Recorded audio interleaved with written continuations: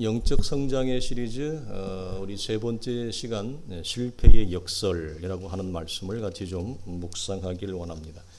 오늘의 말씀은 저거죠. 한마디로 얘기하면 우리가 지난주 오후에 나누었던 영적 성장의 원리, 내가 믿음의 여정을 걸어가면서 깨달은 것이 있느냐라고 할 때, 오늘은 그 접목을 하면 약해질 때 그리스도 안에서 새로워지는, 강해지는 원리라, 그렇게 말을 할 수가 있겠습니다.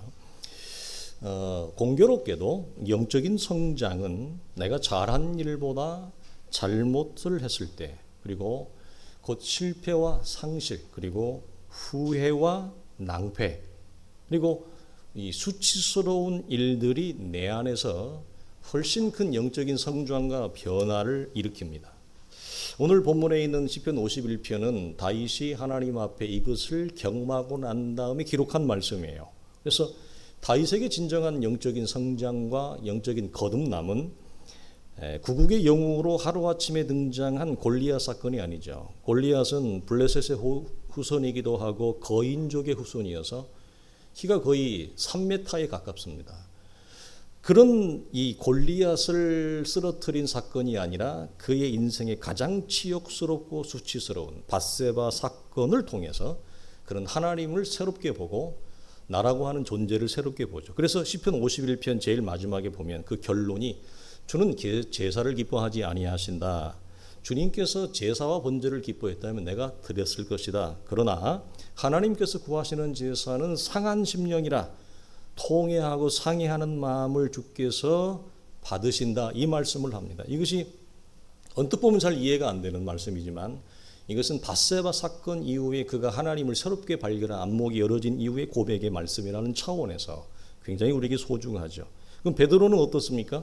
베드로도 제법 큰 소리치고, 항상 베드로는 약간 타고난 기질이 오버합니다. 영적으로 좀 긴장이 아니라 오버하는 스타일인데, 신앙 고백 때 영적 성장을 한 것이 아니라 그리스도를 부인하고 저주하고 도망간 사건, 그리고 주님을 다시 대면한 사건에서 그 치욕적인 사건을 겪어가 이 이후에 베드로는 진정한 영적 성장을 하게 되어져요. 그래서 그 사건 이후에 주님은 베드로의 입을 통해서 이런 고백에 이르게 합니다. 주여, 모든 것을 아시오매 내가 주를 사랑하는 줄을 주께서 아십니다. 이 고백에 이르게 합니다. 이 다윗과 베드로의 사건의 두 사건의 공통점은 뭐냐면, 그들이 그리스도 안에 있었지만 하나님이 나에게 어떤 관계인가, 어떤 분이라고 하는가, 그리고 나는 하나님 앞에 어떤 실체를 가진 사람인가를 새롭게 보는 그 안목의 끄죽이 벗겨진 거예요. 그러니까 이 안목의 시선이, 비늘 같은 이 시선이 벗겨지는 것은 성공과 형통으로 채워질 수 없는 실패와 후회와 낭패가 주는 역설이 있습니다. 자, 우리가 누가복음에 보면 탕자의 비유가 나오게 되어지는데, 큰아들과 탕자 중에 누가 더 이제 훗날 신앙생활을 더 잘했을까요? 성경은 뒷이야기가 없죠. 예. 서로 이게 다투는 것으로 이제 끝나게 되어지는데, 여러분 같으면 누구에게 손을 들어주겠습니까? 첫째 아들? 아니면 돌아온 탕자에게 성경은 손을 들어줍니다. 왜 그렇죠? 성경이 정확하게 표현합니다. 그는 죽었다가 살아난 자다. 죽게 와서 자기 죽음과 자기 깨어짐으로 인해서 다시 살아나는 영적인 이 거듭남이 없으면 우리는 참다운 신앙의 걸음에 사실은 들어가기는 아직은 시작을 안 한 거예요. 그러나 첫째는 한 번도 이탈하지는 않았는데 죽음을 경험하지 않았습니다. 첫째는 자신은 문제가 없다는 강한 자신감으로 충만해 있는 사람이에요. 복음서의 중요한 주제는 두 형제를 이렇게 예측할 수 있습니다. 먼저 된 자가 나중되고 나중된 자가 먼저 되리라. 부름의 역설과 실패의 역설을 성경은, 복음서는 얘기를 합니다. 물론 그렇다고 해서 우리가 주의해야 할 것은 인생을 불어 망치려고 해서는 안 되죠. 인생을 불어 시궁창으로 들어가려고 해서는 안 됩니다, 여러분. 오랜 수고 끝에 얻어진 영적인 성장이나 성장을 비즈니스를 하거나 사업을 하는 분들은 성공으로 봐도 무방합니다. 성장과 성공에는 많은 중요한 맥이, 동일한 맥이 있기 때문에 그렇습니다. 오랜 수고 끝에 이루어진 성장이나 성공은 우리에게 여러분 기쁨을 줍니다. 내면적으로 성공이 주는 성장은 이런 거죠. 아, 내가 걸어온 길이 맞다. 내가 걸어온 길이 틀리지 않았다라고 하는 자존심과 자긍심을 우리 안에 상승시켜줘요. 그래서 외면적으로 이 사람은 굉장히 밝고 활기차고 강한 자신감을 보입니다. 이게 굉장히 여러분 소중한 거예요. 왜냐하면 실패가 내 안에 지도가 돼서는 안 돼요. 실패의 역설과 유익이 있지만 실패를 찬미해서는 곤란합니다. 여러분, 이 사람은 한마디로 자신만의 성장의 길을 발견한 거예요. 무엇을 통해서? 실패를 통해서. 자, 자신만의 영적 성장의 DNA 지도 열쇠를 이 사람은 가지고 있어요. 그러니까 이 사람은 치열하게 살았다는 얘기예요. 대충 움켜쥐고 대충 우물락주물락한 것이 아니라 실패했지만 자기에게 주어진 삶에서 최선을 다해서 이 사람은 치열하게 격렬하게 싸웠다는 얘기입니다. 실패가 역설이 되려면 이게 돼야 돼요. 그러나 자기 삶을 한없이 낭만적으로 여기는 사람들, 한없이 자기에게 자비로운 사람, 이건 실패의 역설이 일어나는 것이 아니라 실패의 구렁텅이 속으로 자기가 들어가 버리는 거니까. 이것은 실패가 역설이 아니라 실패가 공식이 되어져 버리는 거죠. 실패가 지도가 되어진단 말이에요. 그래서 자기만의 영적 성장의 지도, 열쇠 가지고 있어야 돼요. 사람은. 그래야 이 땅을 여러분 힘있게 살아가요. 넘어지는 것도 한두 번이죠. 그렇죠? 치는 것도 한두 번이죠. 계속 치고 계속 넘어져 보십시오. 사람은 여러분 무기력한 존재가 됩니다. 아, 나는 아무것도 해도 안 되는구나. 나는 뭘 해도 안 되는구나. 여러분 이것처럼 사람의 인생을 우울하게 하는 게 없습니다. 그러면 우리는 우리가 실패의 역설이라고 해서 마치 놀부가 제비다리를 부러뜨리는 거, 그런 어리석음은 여러분 취할 필요가 없는 것입니다. 그러나 이런 일정한 성장에 이르기 위해서는, 성공에 이르기 위해서는 반드시 무엇을 경험하느냐? 모든 사람이 넘어짐, 실패라고 하는 것을 경험해야 되고, 아니 경험하지 않는 사람은 저는 없다고 봅니다. 여러분, 왜냐하면 사람은, 오늘 집사님 기도에도 오늘 이 내용과 비슷한 부분이 나오는데, 사람은 처음부터 온전한 존재로 태어나지 않기 때문에 그래요. 그러니까 실패를 겪지 않고 성공이라고 하는 영적 성장이라고 하는 상부 구조의 고속 에스컬레이터를 타고 직선으로 올라가 버리면 이 사람은 훗날 어떻게 될까요? 더 큰 넘어짐, 더 큰 타락을 경험합니다. 그래서 반드시 상부 구조에 올라가기 전에 하부 구조에서 치열한 싸움과 넘어짐이 있어야 돼요. 예를 들어 다윗이 등장하자마자 여러분 골리앗을 이김으로 하루아침에 왕을 능가해버립니다. 하루아침에 왕의 인기를 넘어서 버려요. 그러나 훗날 다윗은 엄청나게 크게 넘어지죠. 기억하실 것은 영적인 성장은 실패까지 포함한다라고 하는 사실이고, 우리는 성장과 실패는 반대라고 우리는 지지하고 싶지만 실패 없는 성장은 없습니다. 그래서 넘어짐은 성장으로 가는 길목일 뿐 아니라 영적 성장은 무엇을 통해서 이루어지냐면 실패로 연결되어져요. 대신 무엇이 전제한다? 치열하게 살아가는 것을 전제한다. 그러므로 실패하거나 넘어질 때 지나치게 낙담하거나 당황을 하는데 그럴 필요는 없습니다. 넘어짐은 나를 하나님께 데려다주는 생명의 역할, 나를 하나님께 세워주는 이 영적인 안내자의 작용을 합니다. 그럴 때 실패는 나에게 역설적인 그리스도 예수 안에 새로운 존재로 나아가는 길을 터줘요. 그러니까 우리 지난주에 의도하지 않는 갈등과 상처가 열쇠였잖아요. 오늘은 뭐냐? 의도하지 않는 실패가 열쇠입니다. 누가 여러분 실패를 의도하는 사람은 없어요. 사업하는 사람들이, 공부하는 학생들이, 직장생활하는 사람들이, 우리가 영적인 신앙생활하는 사람들이 실패를 의도하는 사람은 아무도 없습니다. 그러나 그만큼 처절하게 치열하게 준비했음에도 불구하고 의도하지 않는 실패가 일어날 때 그 실패는 나를 누구에게 데려다 주느냐? 하나님 앞에 데려다 놓는다. 그러니까 우리가 경험하는 실패와 상실은 여러분 있어야 될까요? 없어야 될까요? 있어야 됩니다. 있어야 돼요. 없는 사람은 없어요. 아무리 조심해도 의도하지 않는 실패를 경험하게 되어져 있습니다. 우리 성도들이 기억하실 것은 우리가 살아가는 세상은 근본적으로 완전하지 않습니다. 이 세상이 흔들리는 불완전하다고 하는 것은 여러분 우리는 이것을 잊어버리는데 이 사실을 여러분 항상 인지하고 있어야 돼요.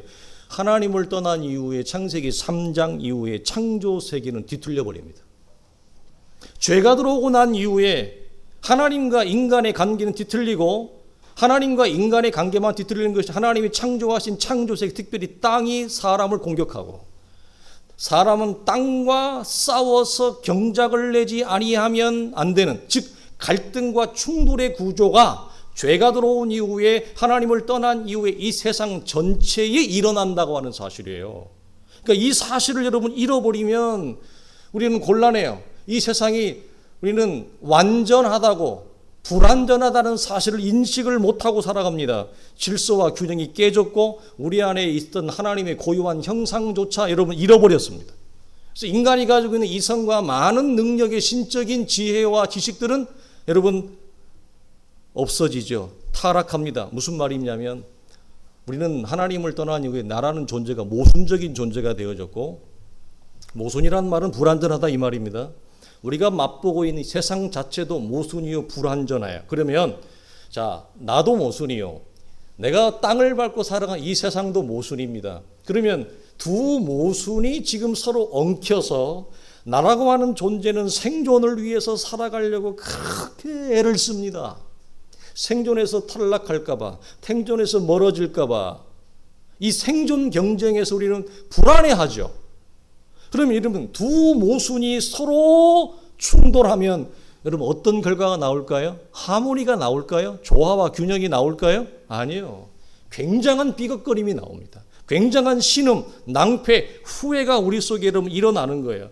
왜? 두 모순이 엉켜있는 인생에서 내가 서 있기 때문에. 나는 이 생을 처음 살잖아요.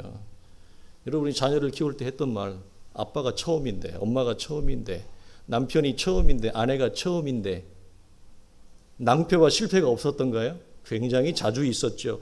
피할 수 없는 면이 있다 이 말입니다.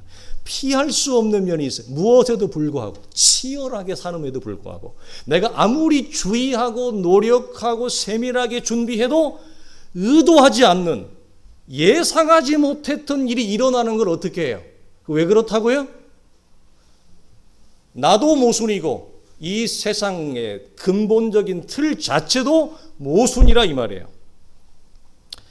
그래서 이 차원에서 실패하지 않고 영적인 성장을 경험한다.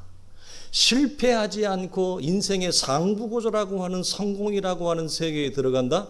이것은 기적을 넘어서 제가 볼 때는 신비입니다. 이건 기적을 넘어서는 것입니다. 정말로.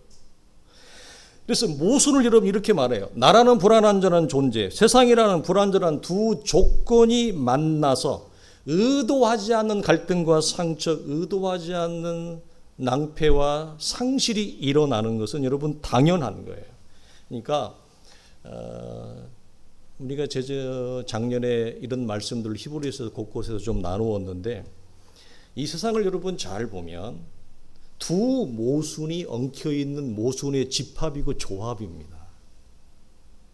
그러니까 어느 조합을 밟아야 이것이 오징어 게임처럼 유리 다리를 건너가는 것처럼 밑으로 푹 꺼질지 아니면 꺼지지 않고 견고할지 여러분 알아요, 몰라요? 우리는 지혜와 지식과 경험을 우리는 동원합니다. 우리는 조사를 하죠. 그래서 여러분 예측을 하죠. 그래서 이걸 밟으면 꺼지지 않을 거라고 나는 충분히 내 입장에서는 그렇게 예측을 했는데 반대가 돼요. 굉장히 많아요. 이 세상에서. 기억하십시오. 나라고 하는 불완전한 존재의 모순, 세상이라고 하는 불완전한 세계의 모순, 두 존재의 모순이 큰 불완전한 조합과 집합과 군집을 이루고 있어요. 그 속에서 하나님의 사람들은 하나님의 가이드 안내, 성령의 안내, 진리의 안내를 받으면서 한 걸음 한 걸음 뚜벅뚜벅 걸어가는 거예요. 그러므로 우리는 어떻게 해야 돼? 하나님 앞에 구해야 돼요? 구해야지 않아야 돼요? 구해야지요. 기도해야 돼요. 엎드려야 돼요. 지혜를 구해야 돼요. 도움과 은혜와 은총을 구할 수밖에 없는 연약한 조건, 처지, 존재라고 하는 사실에 대한 분명한 영적인 고백과 인정이 있어야 돼요. 그러지 않으면 헛된 자존심을 가지고 헛된 걸음을 걸어요. 대부분 실패합니다. 그러면. 자, 내가 늘 예로 드는 것이 있죠. 오늘도 부부의 예를 듣겠습니다.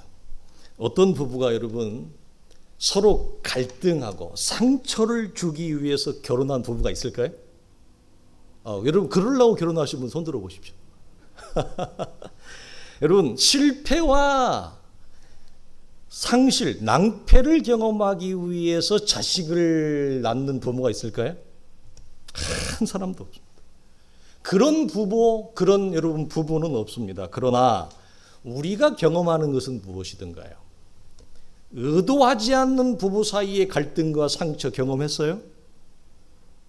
의도하지 않았어요. 그거 하려고 결혼한 게 아니에요. 그런데 나라고 하는 모순과 아내라고 하는 두 모순이 서로 만나서 엉켜서 무엇을 찾아내냐면 그나마 가장 안전한 하나의 모순을 찾아내는 거예요. 이 비밀이에요, 여러분. 두 불안한 존재가 만나고 두 모순적 존재가 만나서 그나마 여기에서 덜 삐걱거리는 퍼즐을 찾는 거예요. 그게 지혜란 말이에요. 그거 못 찾으면 영원히 해결되지 않는 갈등, 영원히 해결되지 않는 불화 속에서 삐걱거리고 신음하고 안 그러면 저마다의 결과를 냅니다. 그러니까 우리가 경험하는 것은 전부 다 의도하지 않았다는 거예요. 왜? 의도하지 않았는데 이런 결과를 내가 맛보느냐? 나도 불완전하고 내 남편도 불완전하단 말이에요. 이 세상도 마찬가지. 이것에 대한 분명한 안목과 인식이 있어요. 이걸 우리 너무 쉽게 잊어버려요. 그러니까 자꾸 상대방에 대해서 기대 이상을 요구해요. 아내에 대해서, 남편에 대해서 기대 이상을 요구해요. 자식에게도 기대 이상을 요구해요. 내 삶에도 기대 이상을 요구해요. 돌아오는 것은 상실이죠. 낭패죠. 후회죠. 액면 그대로 그 사람의 존재와 우리가 살아가는 세상을 하나님의 안목에서 제대로 바라보는 게 대단히 여러분 소중합니다. 제가 아는 교수님이 있는데요. 이분은 우리나라 최고의 대학을 나왔습니다. 그리고 세계에서도 가장 알아둔다는 H로 시작하는 하버드를 나왔습니다. 하버드 하면 못 알아들어요. 하버드 하면은 전혀 못 알아듣습니다. 많이 굴려야 돼요. 하버드를 나왔는데 거기서 박사학위를 받았어요. 그 아내도 세계적인 석학입니다. 그런데 이분이 뭐 때문에 그렇게 고생을 하느냐? 자식 때문에 고생을 하는데 또 아들도 아니고 딸입니다. 이분이 이해와 수용이 안 되는 게 있어요. 아니, 나도 우리나라 최고의 대학을 나왔고 세계적인 하버드를 나왔는데 둘 다 아니 우리 애가 이렇게 공부를 못할 수 있느냐. 이게 이해가 안 되는 거야. 공부 못하는 것까지는 내가 용서가 되겠는데 한술 더 떠요. 뭐 말도 징그럽게 안 듣는 거야 이 딸이. 그렇게 속을 끓이는 거예요. 이분이 뭐 우리가 하는 말로 교양 없이 상식 없이 애들을 양육하는 분이 아닙니다. 큰 소리 치는 분도 아닙니다. 거친 분도 아닙니다. 굉장히 상식과 교양과 예의를 가지고 자녀를 양육을 했어요. 근데 전혀 예측하지 않는, 감당할 수 없는 일이 일어나는 거예요. 아니 그 꼴을 보자고 누가 자식을 낳았겠냐고요. 예? 그러나 전혀 예상하지 않은, 의도하지 않은 일을 여러분 경험을 합니다. 자, 우리 이때 당황하죠. 어떻게 나에게 이런 일이. 그러나 기억하셔야 됩니다. 우리가 살아가는 세상은 우리가 예측할 수 없고 우리의 힘으로 풀 수도 없는 수없이 많은 모순의 조합 속에서 예상하지 않았던 불쾌한 일들이 일어날 수 있다고 하는 것. 그럼 우리는 모순을 인정해야 돼요. 항복을 하는 게 아닙니다. 인정하는 겁니다. 항복은 여러분 나가 떨어지는 겁니다. 더 이상 싸우지 않겠다고 하는 겁니다. 더 이상 내가 대처하지 않겠다고 하는 겁니다. 그러나 인정은 싸우겠다라고 하는 거예요. 내가 뚫고 가겠다고 하는 거예요. 그래서 나라는 존재와 세상이라는 이런 불완전한 존재의 모순 속을 우리가 걸어가고 있다라고 하는 창조 세계의 이치를 받아들이는 거예요. 우리 그 속에서 믿음으로 하나님 앞에 지혜와 총명을 구하며 담대하게 그나마 하나님이 비추신 그 빛의 모순을 밟고 걸어가는 거예요. 그래서 깨어 있어야 돼요. 둔하면 하나님이 비치신 그나마 불완전 안에서 완전한 형태를 갖춘 모순을, 퍼즐을 못 찾는단 말이에요. 자, 이렇게 불완전한 세상, 불완전한 사람이라는 이 악조건에서 놀라운 것은 뭐냐면 하나님은 여기서 구원을 일으켜요. 여러분 놀라운 거예요. 그러니까 완전한 사람, 완전한 세상과 조건 속에서 하나님이 구원을 일으키는 게 아니라 나같이 한없이 불완전하고 늘 넘어지고 실패하고 의기소침하고 강한 영적인 자신감을 불러일으키지 못하는 나 같은 이런 모순적 존재 속에서 하나님은 온전함을 향해서 구원을 이루어간다고 하는 사실. 이게 여러분 놀라지 않을 수 없어요. 내가 완전한 사람, 이 세상이 여러분 완전하다면 구원이 필요 있겠어요? 구원이라고 하는 것은 무엇을 전제합니까? 나라고 하는 존재가 한없이 연약하다고 하는 거예요. 나라고 하는 존재가 한없이 불완전하다고 전제하는 거예요. 그러니까 하나님의 구원은 어디 속에서 아름답게 진주처럼 빛이 나냐면 불완전함에서 온전함과 영적인 성장과 변화를 일으키는 거예요. 거기서 우리는 무엇을 봐요? 하나님의 위대한 일하심을 보죠. 내 힘으로는 내가 온전해질 수가 없어요. 내 힘으로는 성장과 변화를 경험할 수가 없어요. 오늘 하루도 내 주어진 24시간의 한 부분과 토막에서조차 큰 시간이 아니라 작은 시간에서도 지잖아요. 큰 게 아니라 작은 거에서도 몰락하잖아요. 큰 시간이 아니라 내게 주어진 24시간 안에서도 또 시간을 쪼개면 그 작은 시간, 내 인생의 전체의 모순에서 24시간이라는 작은 모순 속에서도 그 1시간 30분, 5분의 모순에서도 지잖아요. 나가 떨어지잖아요. 내가 스스로 이 모순의 세계를 헤치고 내가 영적인 상부구조에 올라가서 하나님의 구원과 은혜가 필요 없을 만큼 소리칠 수 있는 인생이 누가 있겠냐 이 말이에요. 아무도 없어요 우리는. 그러니까 하나님의 온전함과 변화와 영적 성장을 나타내기에 가장 좋은 입지 조건이 뭐예요?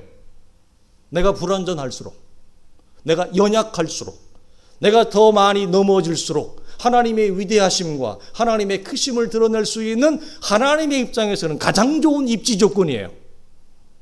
하나님의 입장에서는 그리스도의 죽음은 더더욱 필요 없잖아요. 사람이 완전하다고 하는데 뭘 주님이 죽으실 필요가 있겠어요.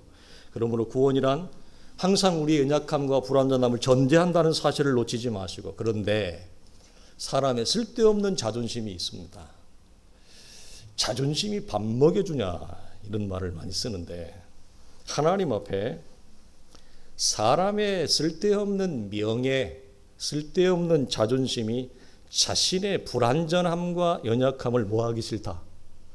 인정하기 싫은 거야. 첫째 아들처럼 나는 한 번도 벗어난 적이 없습니다. 나는 한 번도 이탈한 적이 없습니다. 나는 잘 살아왔습니다. 자신감으로 충만한 거죠. 그래서 사람의 자존심과 명예가 하나님 앞에서조차도 구기기 싫다는 거예요. 아주 길거리 언어로 말합니다. 하나님 앞에 그런 자존심이 우리의 영적인 성장에 아무런 도움이 안 됩니다.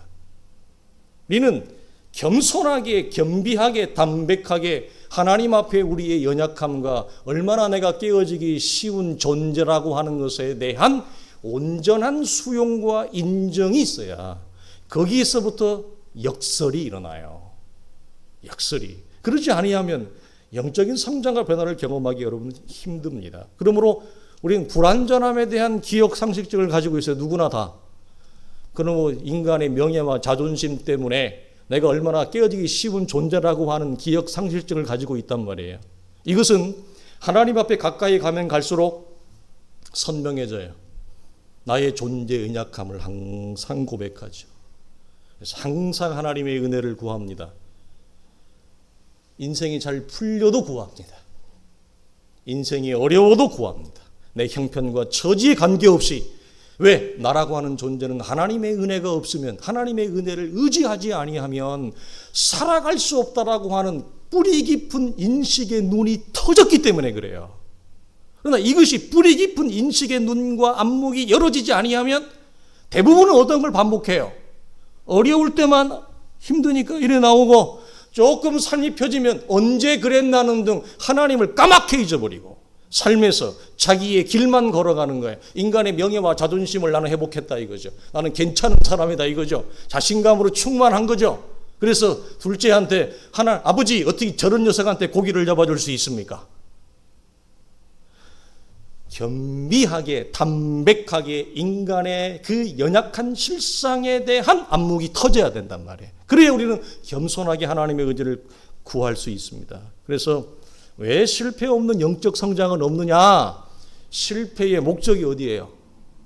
우리를 영적 성장으로 여러분 안내하는 그 역할이기 때문에 그래요. 하나님 그걸 감추어 놨어요. 그러므로 왜 실패할 때 성장하는가? 자신의 불완전함을 들어서 설교가 아니에요. 성경 공부 때 들었던 그냥 just knowledge 지식이 아니에요. 자신의 온 몸으로, 온 세포로, 손과 발로, 온 인생의 인격으로 겪기 때문에 그렇습니다. 나가 떨어지는 것입니다. 여기서 설교를 들을 때는 나가 떨어지지 않습니다. 우아하게 듣죠. 엘레강스하게 우아하게 듣죠. 우리는 아름다운 표정을 가지고 듣습니다만, 내가 정말 나의 성장을 경험할 때는 그 우아함이 아니라 처절하게 나가 떨어질 때입니다. 내 인생에서 온몸으로 겪을 때 내 세포가 찢어져 나가고 내 옷이 찢어져 나가는 온몸의 이 경험과 체험이 나를 바꿔놔요. 그래서 실패는 나의 의도와 상관없이 철저히 내가 낮아지고 깨어지고 죽어지는 경험이에요. 약해지는 경험이에요. 그래서 우리는 약해지는 경험을 통해 우리는 영적 성장을 도모합니다. 근데 왜 하나님이 여러분 의도하지 않는 이런 것이 일어나느냐? 이유는 단 하나입니다. 우리 스스로 내가 깨어지기를 원하지 않기 때문에 그렇습니다. 우리 스스로 나라는 존재의 명예와 자존심과 자긍심을 내가 스스로 가난하게 내려놓지 않기 때문에 그렇습니다. 그래서 하나님은 내가 의도하지 않는 깨어짐을 하나님은 경험할 수 있도록, 그것도 온몸으로 경험할 수 있도록 하나님은 허락하시는 겁니다. 이를 통해 우리는 여기에서 강해지는 놀라운 반전을 경험하죠. 그래서 결코 다른 방식으로는 경험할 수 없는 하나님을 새롭게 만나는 이 안목이 약해지는 실패의 경험을 통해 일어나고, 결코 다른 방식으로는 경험할 수 없는, 단 한 번도 내가 나니까 나를 잘 안다고 생각하지만 하나님 앞에 적나라하게 벌거벗겨진 나의 정체, 나체의 정체를 한 번도 보지 못하는 거예요. 이런 창세기 3장에서 아담과 하와가 선악과를 따먹고 난 이후에 사람이 여러분 벗고 있는데 벗고 있는 줄을 몰라요. 계시록에도 이 말씀이 나와 일곱 교회에 주시는 말씀 가운데서 하나님을 만나지 아니하면, 하나님을, 오늘 주제 실패와 깨어지고 낮아지는 이 처절한 무너짐을 통해서 만날 때 뭐가 보느냐? 내가 홀라당 벗고 있는 나라고 하는 존재의 그 적나라한 죄의 모습과 부패함과 욕망의 덩어리, 시기의 덩어리, 이걸 봐요. 이걸 봐요. 지금까지 오랫동안 예수를 믿어왔지만 한 번도 나라고 하는 존재의 이 부패와 썩어짐과 악취에 대해서, 우리 지난주 스키발론이라고 하는 그 배설물을 왜 오래 가지고 있으면 안 되느냐? 냄새가 난단 말이에요. 악취가 난단 말이에요. 여러분, 여러분의 실상에서, 여러분의 인격과 존재에서 하나님 앞에서 정달하게 풍겨 나오는 악취를 경험한 적이 있어요? 나라고 하는 존재의 시기와 욕망과 질투의 화신 같은 이 욕망의 덩어리라고 하는 것, 죄의 덩어리라고 하는 것, 이걸 여러분 본 적이 있습니까? 이걸 여러분 봐야 영적으로 자라요. 이걸 경험해야 영적으로 성장해요. 그래서 하나님은 무엇을 의도하지 않는 무엇을 내 삶에 일으키느냐, 의도하지 않는 실패. 그래서 결코 다른 방식이 아니면 맛볼 수 없고 알 수 없었던 하나님과의 새로운 관계, 시선, 안목, 동시에 항상 무엇이 일어나요? 여러분 기억하셔야 돼요.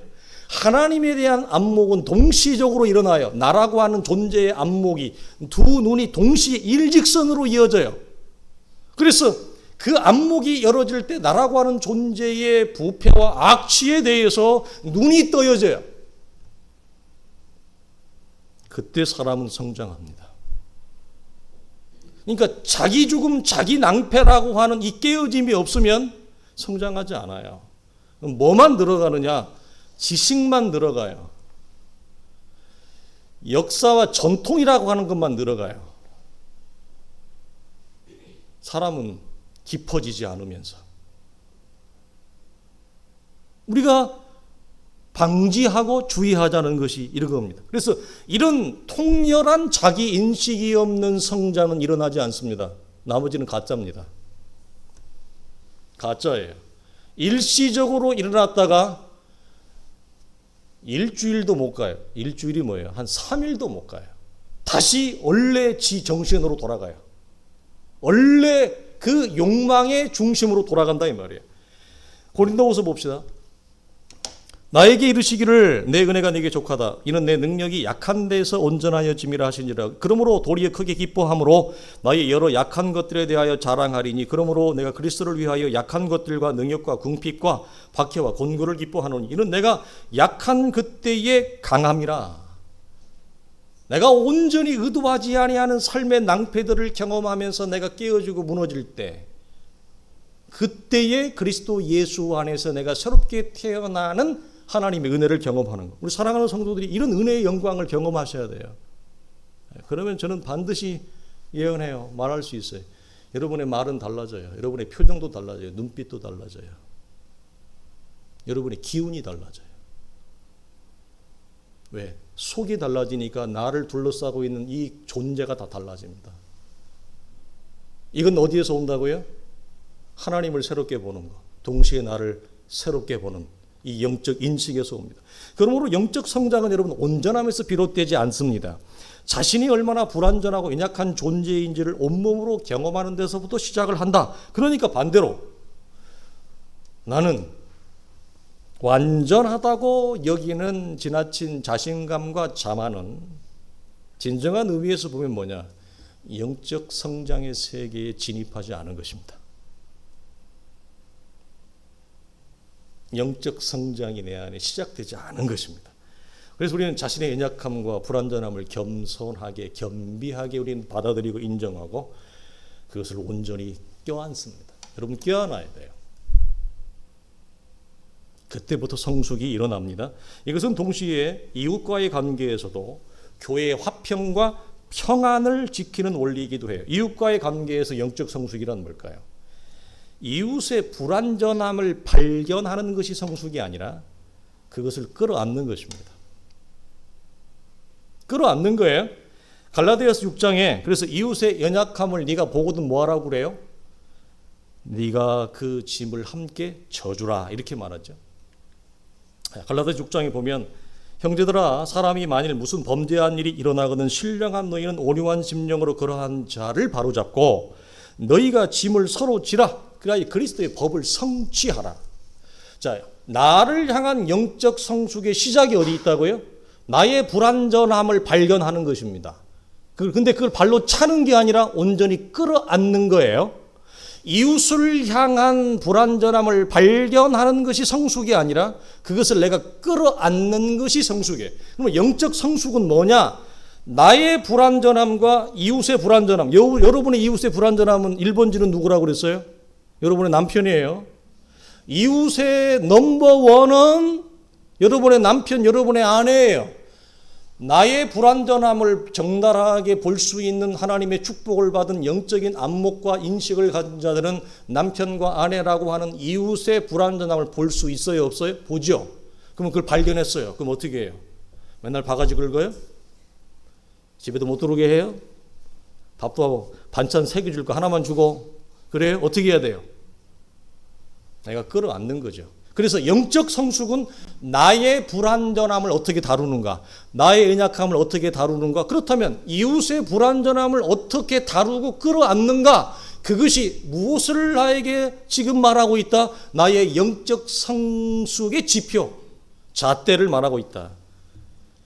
자칫하면 이 상태에서 불완전함을 회피하거나 자신의 불완전함 속으로 스스로 자기가 맨날 빠지는 사람이 있어요. 그래서 자책하지 말라고 하는 거예요. 회피하지 말라고 하는 거예요.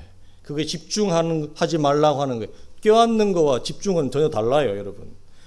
그러면 실패와 몰락을 통해 가장 크게 성장할 수 있는 이 역설, 반전을 놓쳐버려요. 못하면, 끌어안지 않으면, 의도하지 않는 이 아픔, 실패를 통해서 가장 큰 영적인 반전과 전환을 경험할 수 있는 영적 성숙의 기회를 놓치고 만다는 거예요. 외면하거나 내가 거기에 빠져버리면, 그래서 힘들기만 하지 고생만스럽지 영적인 반전과 전환이라고 하는 영적 성숙이 내 안에 도모되지 않는 이유예요. 왜? 거기서 만나는 하나님은 없거든. 하나님은 언제 만나는데? 내 불완전함과 연약함을 내가 온전히 온몸으로 내가 끌어안을 때 거기서 하나님을 만나는 거예요. 발로 차는데, 외면하는데 어떻게 거기서 실패 가운데 일하시는 하나님을 만나요? 그러니까 나는 변화가 없죠. 나는 성장이 없죠. 무엇만 해요.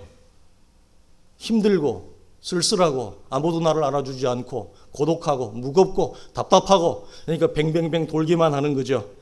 여기 갔다가 여기 갔다가 저 집 갔다가 이 집 갔다가 찔끔찔끔찔끔 뱅뱅뱅뱅 랭글러처럼 방황 배회, 내 삶의 센터에 앉아서 내 연약함과 내 이웃의 연약함을, 아내와 남편의 연약함, 자식의 연약함을 끌어안고 여기에서 일하시는, 여기에서 인생의 반전을 깨하시는 하나님을 못 만나니까, 놓쳐버리니까, 나는 밖에 나가서 자꾸 찬바람만 쐬고 다니니까, 그래서 회피하지 말라, 그리고 몰입해서 빠지지 말라 하는 이유가 여기 있어요. 이런 놀라운 겁니다. 이게 끌어안으라, 싸워라 이 말이에요. 도망가지 말라는 거죠. 참 이런 얼마나 아름다운 말인지 몰라요. 그래서 여러분, 여러분에게 주어진 실패 속에서 일어나는 반드시 고통을 경험합니다. 실패하면 낭패를 경험합니다. 상처를 경험합니다. 성경은 이렇게 말해요. 여러분이 실패를 통해 경험하는 고통을 낭비하지 말라. 성경은 시간을 낭비하자는 말도 있는데, 이 부분에 접목하면 여러분 속에 일어난 고통을 낭비하지 말라. 그 무엇 하라는 말이냐? 그 고통을 온몸으로 껴안으라. 무엇 하라는 말이냐? 그 고통을 충분히 맞이하라. 충분히 고통을 껴안고 맞이하고 충분히 맛을 봐라. 그리고 충분히 아파하십시오. 더 이상 아파할 수 없을 만큼 아파하십시오. 이것은 우리의 영적인 성장과 반전을 가져오는 하나님의 놀라운 열쇠요, 필요한 고통이 될 겁니다. 그러나 그 고통이 나를 하나님 앞에 세우는 여러분 안내자가 된다고 하는 거죠.